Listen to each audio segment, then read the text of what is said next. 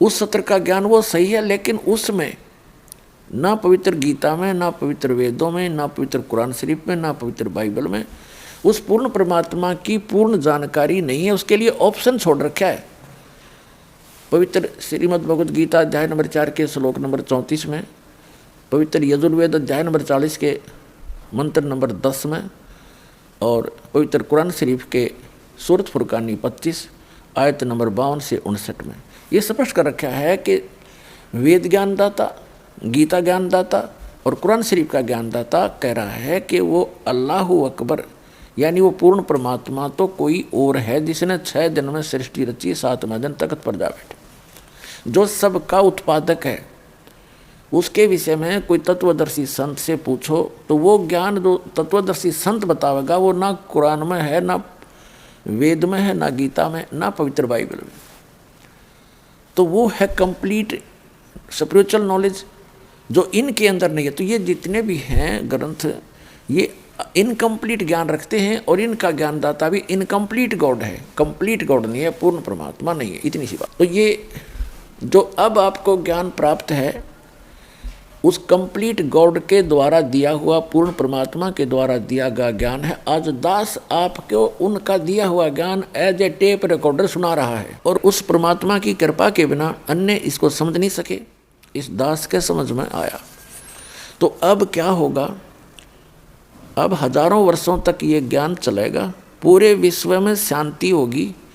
ये माया को इकट्ठी करने की जो दौड़ लग रही है, आग लगी पड़ी है प्रत्येक प्राणी के अंदर, ये इस ज्ञान से शांत होगी। अब पुण्यात्मा, आज जैसे किसी के पास कार है, कोठी है और सैकड़ों हजारों की एकड़ ज़मीन खरीद कर डाल रखी है, और चाहे वो प्रधानमंत्री बना हुआ है, चाहे सारी पृथ्वी का भी राजा है, और बहुत धन इकट्ठा कर सोने से सबसे भर रखे हैं उन्हें बैंक वगैरह, और कल मृत्यु होगी और परसों गधा बन जाएगा, खा के ये जीवन उसका। तो बिना ज्ञान के गोबर के भूंड की तरह हम गोबर इकट्ठा करते करते मर जाते हैं, पर सब्र नहीं हमारे। तो इस ज्ञान से सब्र होगा, इस ज्ञान से आत्मा हट जाएगी इससे कि क्या कर रहा हूँ मैं, करना क्या चाहिए था, कहाँ डले ढो रहा हूँ, ऐसे अनमोल जीवन को बर्बाद कर रहा हूँ। तो ये एक बार पूरे विश्व में अब शांति होगी। सभी जल रहे हैं, किसी को सब्र नहीं और कोई सुखी नहीं। अब जैसे आपको बहुत बार बताया है कि दास एक बार गोवा गया हुआ था। गोवा समुद्र के किनारे एक शहर बसा हुआ है गोवा, वो प्रांत भी है गोवा। तो वहाँ क्या देखा, वहाँ एक सत्संग किया था हमने, और जहाँ सत्संग स्थल था, सत्संग के बाद घूमने के लिए हम साथ ही समुद्र था, तट समुद्र का, वहाँ चले गए। वहाँ क्या देखा, फॉरेनर यानी विदेशी स्त्री पुरुष वहाँ उसके साथ साथ रेत में अपने बिछा बिछा के बस्तर या कोई वैसे लेटा हुआ था, रेत में लेटे हुए थे, एक अंडरवियर में पैर के, और उनसे बात की। एक आधे भक्त ना, हमने तो अंग्रेजी आवा नहीं थी, तो वो कहते आनंद आ रहा, आनंद यहाँ इनको। तो उसने बताया कि ये कह रहे हमें यहाँ आकर शांति प्राप्त होती है। और वो बताया कि वहाँ हमारे बड़े बड़े बिल्डिंग हैं, फैक्ट्रियाँ चलती हैं, सैकड़ों नौकर, हजारों हमारे नौकर हैं। मन में बड़ी हंसी आई है, दाता दया तेरी, देख जी रेत में सुख, फिर वो डले क्यों ढोए तुमने, जहाँ सुखे नहीं आग आग इकट्ठी कर ली। तो जो सुख उनको वहाँ मिला, उन कोठी और बंगला में नहीं है, वहाँ तो आग लगी पड़ी है।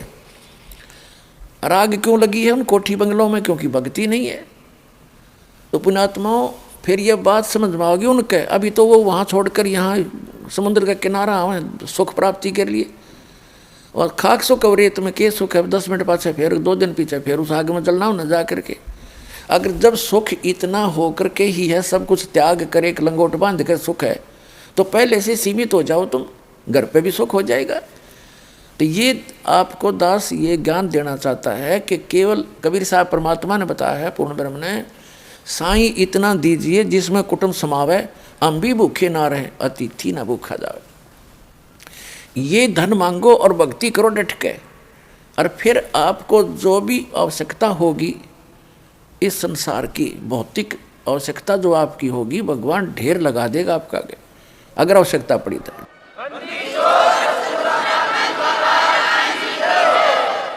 अब जो दास कंसेप्ट क्लियर करना चाहता है कि द्रौपदी का चीर बढ़ा, उसको समझाने के लिए आपको ये भूमिका बना रहा है दास। तो क्या होगा कि अब हजारों वर्षों तक ये सत भक्ति, ये यथार्थ भक्ति मंत्र आप जाप करा करोगे, आप चले जाओगे फिर सतलोक में। जो लास्ट के व्यक्ति होंगे, क्योंकि प्रत्येक यहाँ काल की व्यवस्था है, समय आने पर उसमें बुराई घर करना शुरू कर देती है। 1000 वर्ष तक तो ये प्योर चलेगा और अरबों खरबों की संख्या में भक्त मुक्त होंगे, सब सतलोक चले जाएंगे।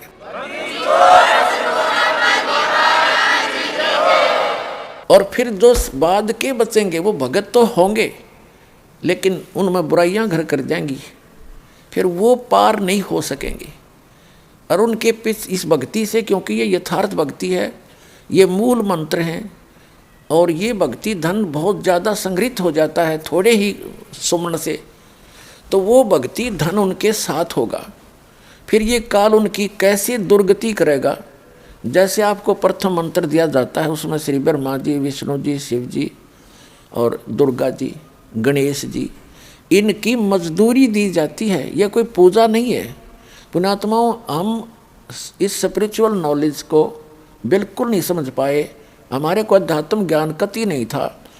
हमने जैसे किसी से बैंक से लोन ले रखा है और उसका लोन हमने उतारना है, तो हम उसकी पूजा थोड़ी कर रहे हैं। सहरस देवाएंगे तो हम इंसान है, नहीं तो फिर इंसान भी नहीं, हम करते हो नहीं निभा रहे अपना।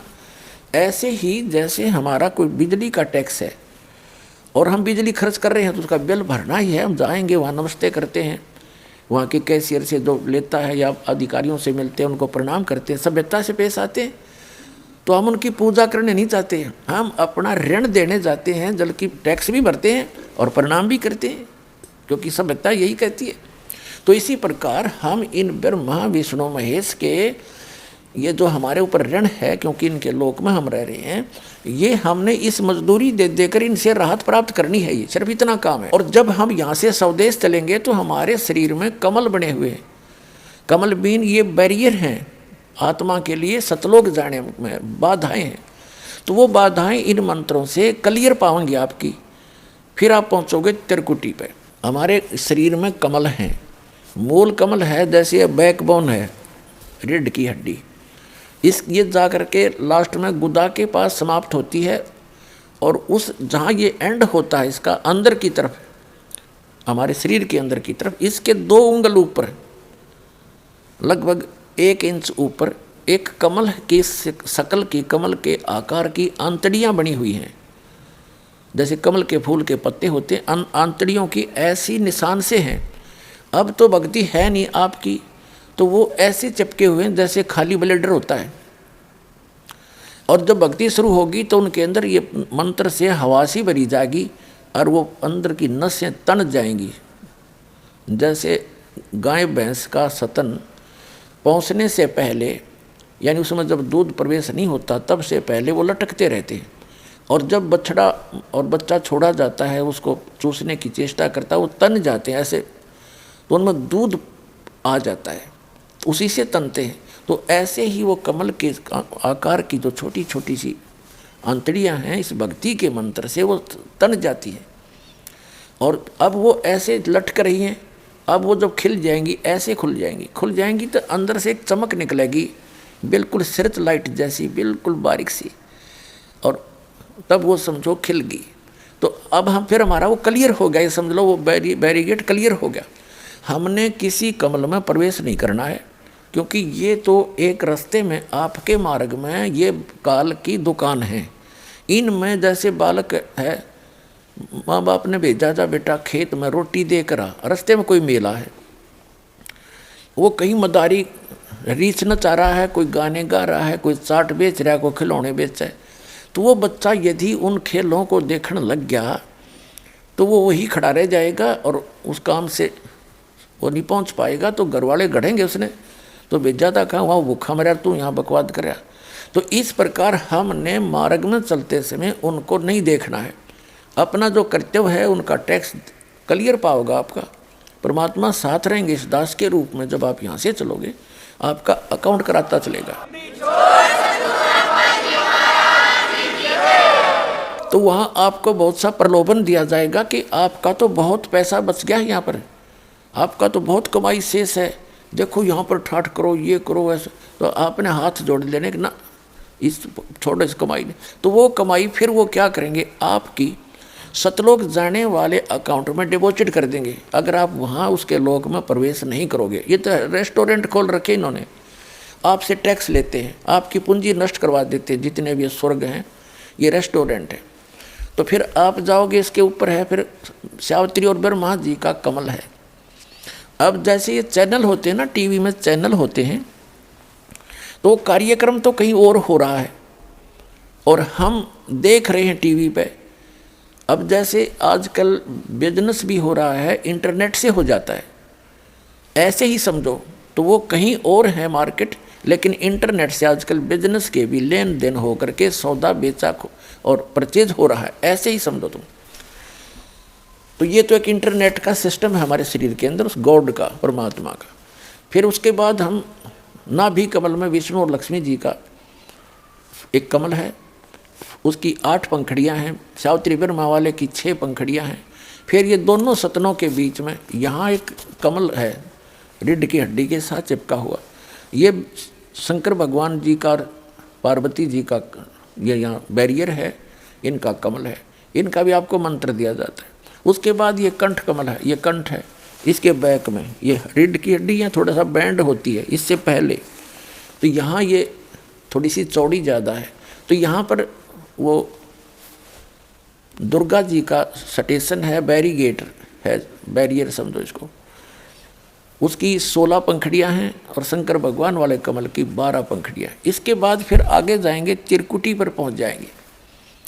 त्रिकुटी तो एक कॉमन इंटरनेशनल एयरपोर्ट समझ लो, वहाँ तो सभी साधक जाते हैं। वहाँ जाने के बाद फिर उनको 3 रास्ते हो जाते हैं, त्रिवेणी बोलते हैं उसको, 3 रास्ते। तो उस त्रिवेणी का जो सामने वाला रास्ता वो ब्रह्म रंध्र कहलाता है, बीच वाला वो किसी से नहीं खुलता, वो केवल इस दास से प्राप्त मंत्र से, जो परमात्मा कबीर जी ने दिया है, उससे ही खुल सकता है, सतनाम से।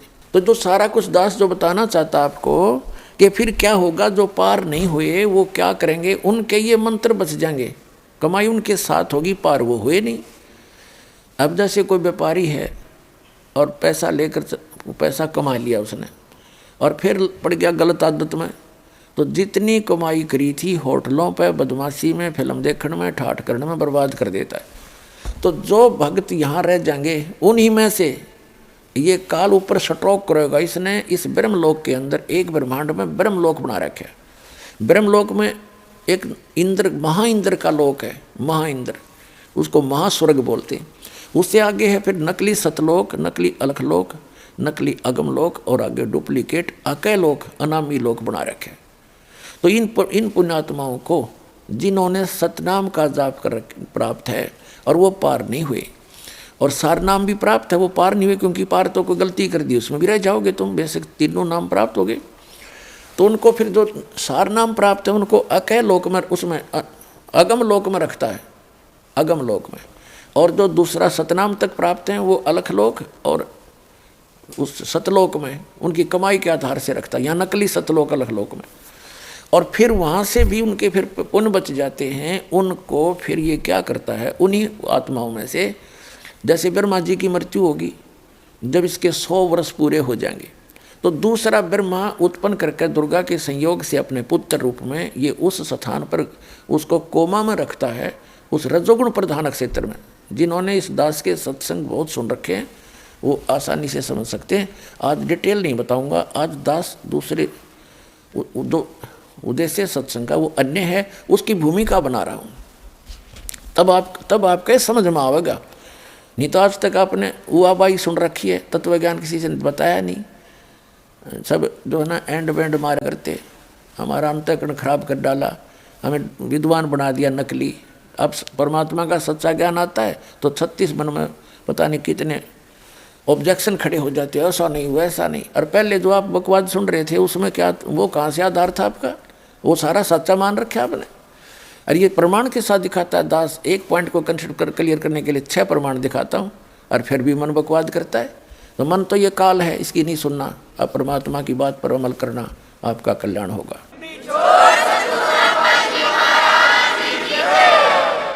तो फिर ये क्या करता है, जैसे फिर 7 ब्रह्मा की मृत्यु के बाद एक विष्णु जी की मृत्यु होती है, तब उन्हीं पुण्यात्माओं में से जो अब भक्ति करेंगे, ये सही भक्ति कर लेते हैं, इनकी पार होते नहीं, इनके पास भक्ति धन जो का त्यों रह जाता है, उन्हीं में से फिर ये विष्णु जी बना तैयार करके रखेगा, उसको विष्णु के पद पर रख देगा। फिर 7 विष्णु की मृत्यु के बाद एक शंकर जी की मृत्यु होगी, तमोगुण शंकर की।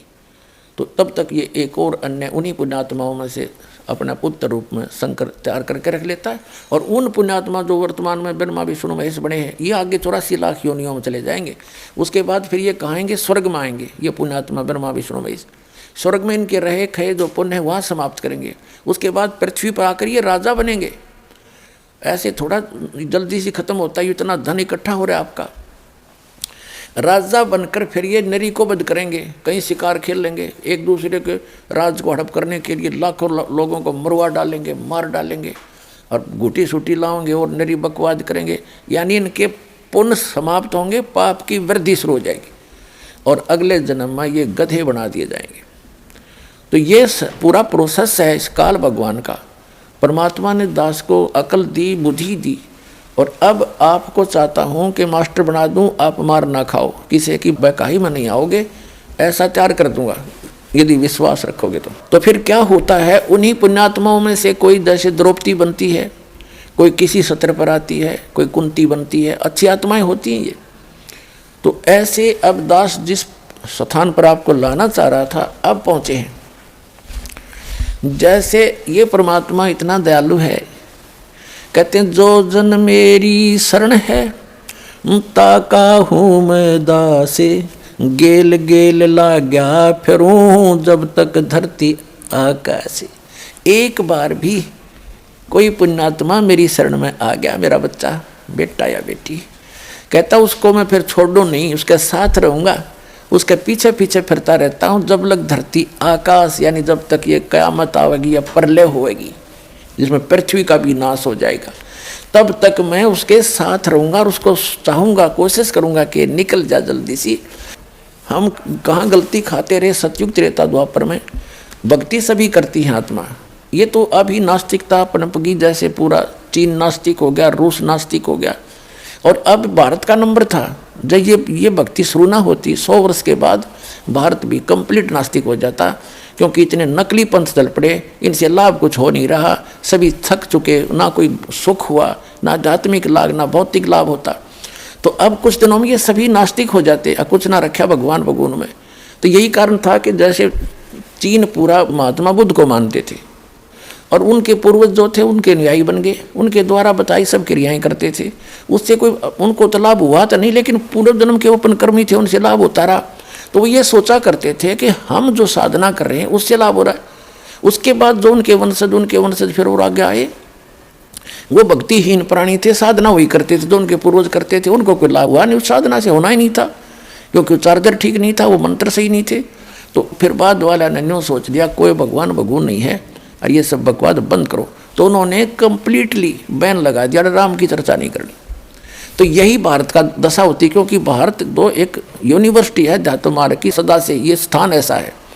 भारत कोई अलग नहीं है विश्व का, विश्व सारा एक ही है, लेकिन ये स्थान विशेष है उस परमात्मा का, जहाँ वो आते हैं, विशेष भक्ति प्रदान करते हैं। सतयुग त्रेता द्वापर तक हमारे पूर्व जन्म के पुण्य हमारे साथ चलते रहे, क्योंकि जो दास बता रहा आपको, कलयुग के अंदर ये भक्ति होती है, फिर ये ऊपर चले जाते हो, वहाँ अपने स्वर्ग में, महास्वर्ग में पुण्य खत्म करके फिर सतयुग में जन्म लेते हो पुण्यात्माएं। अब सतयुग त्रेता द्वापर तक उनके पुण्य काल बार बार जन्म देकर उनको नष्ट करवा देता है, और वो पहले साधना कर रहे होते हैं वो शास्त्र विरुद्ध, तो उससे भी उनको ये लगता है कि हम जो ये साधना कर रहे हैं इसी से लाभ हो रहा है, या भूल थी उनकी। अब जैसे पुण्यात्माओं या परमात्मा की वाणी में आया है कि भीष्म पिता और द्रोणाचार्य ये कर्ण से बाणों मारे और महाभारत में टटीरी के रखे, वहाँ घंटा टूट पड़ा रे। अब जैसे एक टटीरी पक्षी थी, वो पिछले जन्म की पुण्यकर्मी प्राणी थी, और परमात्मा पक्षी रूप में भी पुण्यकर्मी प्राणी जो अपने मनुष्य जीवन का जो संस्कार पूरा करके पशु जुनी में भी चली गई थी, वह तो वहाँ भी उसने पुकारा, उसका कोई पुण्य शेष था तो वहाँ भी रक्षा करी थी उसकी। अब वो टटेरी ना तो राम न जाने थी, ना कृष्ण ने, और ना ब्रह्मा को, ना विष्णु को, ना उसने कोई मंत्र का पता था। उसने हृदय से पुकार करी है, भगवान मैंने तो यहाँ अपने बच्चे उत्पन्न कर दिए, अंडे। अरे इधर एक टटीरी पक्षी था, उसने अंडे उत्पन्न कर दिए महाभारत के उस मैदान में, कुरुक्षेत्र के मैदान में, जहाँ महाभारत होना था, युद्ध होना था कौरव पांडवों का। तो उसने अंडे उत्पन्न कर दिए। तो देखा इधर से चारों तरफ से सेना आकर इकट्ठी होने लगी। तब उसने पुकारा, हे भगवान मेरे बच्चों की रक्षा करिए। तो परमात्मा ने इंद्र के हाथी का घंटा टूट गया, 88,000 मन बताते, 88,000 मन का, और वो अंडों के ऊपर आकर टिक गया, बीच में अंडे सुरक्षित। कहते अग्निबाण छूटे, वहाँ पर ना जाने कितनी जनता मर गई, और कितनी अग्निबाण वहाँ चले, नो आग सी लगी थी। 18 अक्षौणी सेना 11 कौरवों की और 7 पांडवों की, 7 करोड़ अक्षौणी, तो 18 करोड़ सेना कटकर मर गई। लेकिन टटीरी के अंडों को कोई आंच नहीं आई।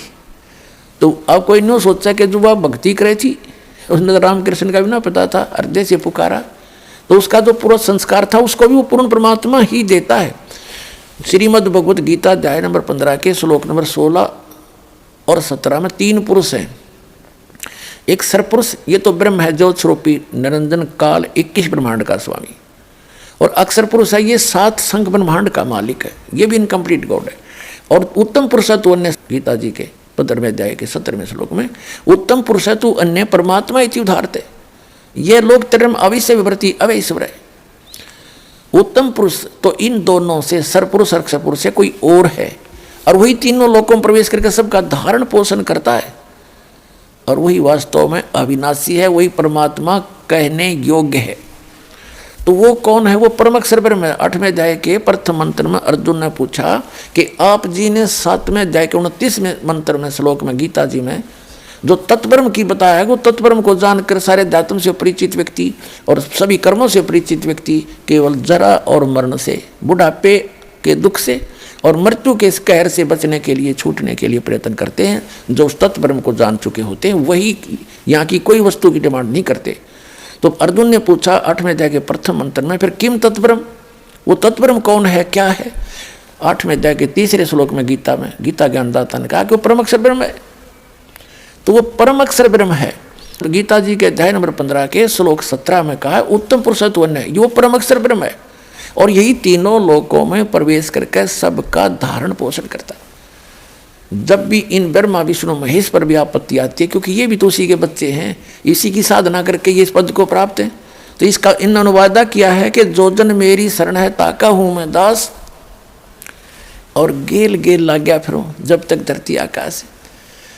तो पुण्यात्मा जो दास आपको बताना चाहता था कि जैसे आप जी को ये भ्रम था कि मैं छोटी मोटा कोई सुख शांति आपको प्राप्त है, और आप सोच रहे थे मैं माता की पूजा करता हूँ या हनुमान जी की करता हूँ या विष्णु जी की करता हूँ या कोई और किसी संत की शरण में जाकर शास्त्रविद साधना प्राप्त हो, और आप सोचते हो मुझे संत से लाभ मिला है, ये आपकी भूल है, अध्यात्म ज्ञानहीनता है। उनसे लाभ हो ही नहीं सकता आपको। अरे ऐसे लाभ जो टटीरी को मिल गए जो कुछ भी भक्ति ना करे थी। ये बताना चाहता है दास कि वो कौन सी भक्ति कर रही थी, वो पूर्व संस्कार से ही मिला उसको। कहते हैं वहाँ उसके बच्चों की रक्षा करती है, और करने वाला वही है, ये याद रखना। कौन है वो? अल्लाह अकबर है। वो अल्लाह बड़ा, अल्लाह अकबर माने बड़ा भगवान, अल्लाह कबीर, यानी हम उसको पूर्ण परमात्मा, परम अक्षर ब्रह्म, उत्तम पुरुषत्व अन्य वो कहते हैं। वही सबके काम सारता है, उनके संस्कार वश भी वही आकर के वो पूरे करता है। कहते हैं सोचल छिदर मैं करूं अपने जन के काज। अब जैसे दास आपको बताना चाहता है कि दुर्योधन और दुशासन को द्रौपदी चीर उतारे, अंधे को कोपी दी थी। ये है सुख संवेद जो दास आपको सुनाने जा रहा है, जो परमात्मा से प्राप्त। आदरणीय गरीबदास साहिब जी ने अपना एफिडेविट दिया, बोला अमृतवाणी से सुना रहा, उनकी अमृतवाणी से, कि अंधे को कोपीन दी थी और बढ़ गए अंत पारे। अब ये द्रौपदी कौन? ये भी उसी की बेटी, उस परम अक्षर ब्रह्म की। उसने कभी इस भक्ति युग में, सतयुग, इस कलयुग के भक्ति युग में जो भक्ति की हुई थी, पार हुई नहीं, निर्भाग्य यही रहेगी। हैं, और फिर वो ऊंचे ऊंचे लोकों में रही। फिर वहाँ से अब जैसे दुर्गा जी ने श्राप दिया था ब्रह्मा जी को और गायत्री और पोपवती को, उन्होंने झूठ बोली थी, तो उसके बाद इस काल ने भी इसको श्राप दिया था कि तू द्रौपदी के रूप में जागी और तेरे 5 पति होंगे। जैसे ब्रह्मा जी को तो श्राप दे दिया था दुर्गा ने कि तेरी पूजा जग में नहीं होगी और तेरे जितने भी अनुयायी होंगे उनको अध्यात्म ज्ञान तो होगा नहीं, लोग उनको ब्राह्मण पंडित समझा करेंगे और वो लोग दुनिया को ठग ठग खाएंगे, अपना क्रम बिगाड़ेंगे और तेरे जैसे झूठे होंगे। ब्रह्मा जी ने एक झूठ बोल दी थी कि मुझे भगवान मिल गया। उसकी गवाही दे दी थी गायत्री और पोपवती 2 लड़कियों ने। तो गायत्री को श्राप दिया था कि तू गाय के रूप में जन्म लेगी और तेरे कई सांड पति होंगे, कई बैल पति होंगे। पोपवती को दिया था श्राप कि तू एक गंदी स्थान पर उत्पन्न होने वाली जड़ी बूटी बनेगी। तो फिर उसने श्राप दिया ब्रह्म ने, काल ने, कि तूने इनको श्राप दिया है तो अब मैं तुझे श्राप दूंगा। तू कौन होती है मेरे इस विधान में भंग डालने वाली? तो दुर्गा जी को श्राप दिया था कि तू द्रौपदी रूप में जाएगी और तेरे 5 पति होंगे। तो ये पूर्व निर्धारित, यानी पावेगा अपना किया रे, भोगेगा अपना किया रे, तो तब तक ये अपना कर्म ही पूर्व जन्म का भोग रहे होते हैं। अब पुण्यात्मा परमात्मा जो है, जैसे द्रौपदी जो है दुर्गा के लोक से आई हुई उसकी निज आत्मा है। जैसे किसी की बेटी दुखी होती है, विवाह कर दिया पुत्री का और आगे पति निकम्मा मिल गया, शराब पी और कुटे उसने, घर से बाहर खड़ी कर दे, तो माता पिता उसको सुनकर स्वयं उससे भी ज़्यादा दुखी होते हैं।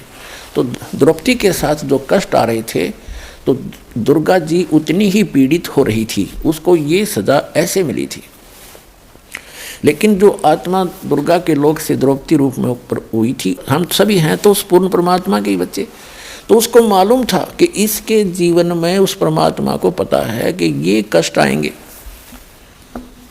और वो उनकी एक विशेष आत्माएं होती हैं पुण्यात्माओं। जैसे एक सम्मन नाम का मनियार था, उस समय परमात्मा आए हुए थे काशी में, एक सतगुरु का रोल कर रहे थे। अपने सतगुरु की इज्जत बचाने के लिए उसने अपने बच्चे की गर्दन भी काट दी थी। तो पुण्यात्मा परमात्मा ने फिर उसको जीवित कर दिया उसके सामने, लेकिन उसका भाव देखा उसने, नूना था, छोरा मरो चाहे जियो लड़का, वो तो उद्देश्य नहीं था अपने गुरुदेव की मेहमानी में कोई फर्क ना आ जा। तो वो सारी जाने कहते नुकते ऊपर रीत जाएगा रे, करोड़ कर्म जल जा तुम्हारे। तो वो विशेष आत्माओं में होती है भगवान के दरबार में। ठीक है, जो जैसा कर रहे हो भक्ति वो तो लाभ देगा ही देगा, लेकिन वो विशेष आत्मा में होती है जो पार ना हो पाती फिर भी। तो उनमें से एक द्रौपदी थी, ऐसी आत्माओं में से जो परमात्मा के नाम पर कभी उसने सैक्रिफाइस किया था। तो ऐसी आत्माओं को विशेष आत्माओं में गिना जाता है। तो उनको मालूम था मालिक को कि इसके ऊपर ऐसा पहाड़ टूटेगा, इसको नगन करेंगे, ऐसा ऐसा इसके प्रारब्ध में। उससे पहले ही उससे ऐसा पुण्य करवा दिया। एक अंधा महात्मा था और वो क्योंकि परमात्मा आते हैं और सत भक्ति वही बताते हैं, कभी भी आ जाते हैं वो और किसी रूप में, जैसे साधु संत के रूप में, और ऐसी विशेष आत्माओं को वो ज्ञान देते हैं, उनको भक्ति बता देते हैं, वो साधना करने लग जाते हैं। जैसे कहीं पर भी प्रकट हो जाते हैं साधु रूप बना के, बहुत से प्रमाण हैं उन महापुरुषों को मिले, गरीबदास जी को मिले, साधु रूप में आके भक्ति बता गए, और नानक साहिब जी को मिले, गुरु नानक को मिले, एक संत रूप में आकर के और सत भक्ति बता कर चले गए। ऐसे ही वो परमात्मा आए और उनको उस अंधे महात्मा को, उस अंधे भगत को साधना बता दी, वो अपना भक्ति करने लग गया। अब पुण्यात्मा जैसे एक सुदर्शन नाम के सुपच थे, सुपच माने शेड्यूल कास्ट में, वाल्मीकि के घर जन्म था उनका। और वो परमात्मा जैसे द्वापर युग में स्वयं भी आए हुए थे करुणामय नाम से, तो सुदर्शन जी उनके शिष्य थे। अब पांडवों की यज्ञ का प्रकरण बाद में सुनाएंगे आपको, ये लंबा प्रकरण हो जाता है।